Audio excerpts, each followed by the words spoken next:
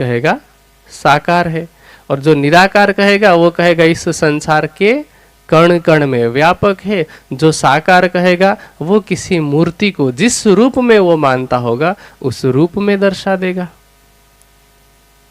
यदि कोई साकार रूप में शिव जी की उपासना करता होगा तो वो कहेगा कि परमात्मा तो इस तरह से व्याघ्र चर्म को धारण करता है, गले में सर्प की माला है, सिर पे से गंगा बह रही है, चंद्रमा है, इत्यादि जो भी गुण आपने देखे हैं। विष्णु के रूप में भी इसी तरह से जिन जिन देवी देवताओं का नाम लूंगा आप सब जानते हैं और शायद अलंकार व्याख्या में भी सुन चुके हैं। तो वो अलंकार व्याख्या वाली समझ कि ये सभी महापुरुषों की वास्तविकता ये है और इन सबसे अलग परमात्मा है, ये पहचान हमें ब्रह्मवाणी देती है। ये पहचान हमें तारतम्य ज्ञान से पता चलता है कि परमात्मा का स्वरूप इन सब से भिन्न है। इस संसार के कण कण में वह नहीं है, और अगर है तो कैसे है? वाणी कहती है बिंद में सिंध समाया रे साधु, बिंद में सिंध समाया। पर कैसे समाया हुआ है? इस संसार के कण कण में सत्ता के रूप में है, अर्थात उसकी सत्ता इस संसार के कण कण में है।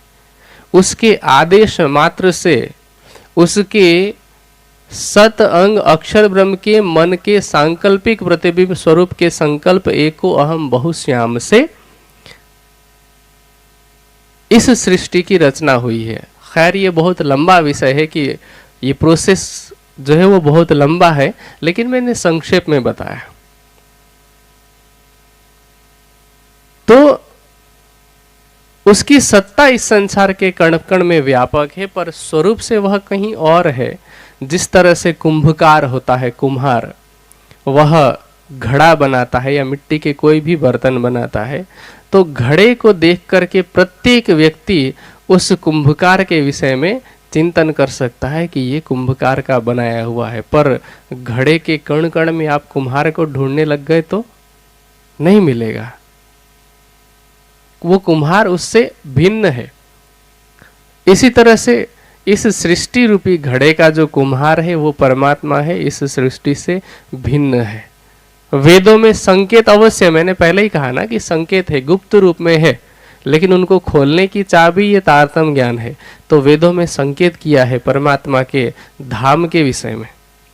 जैसे जो लोग ये कहते हैं कि इस सृष्टि के कण कण में परब्रह्म है, परमात्मा है, उनके लिए कुछ कुछ बातें जो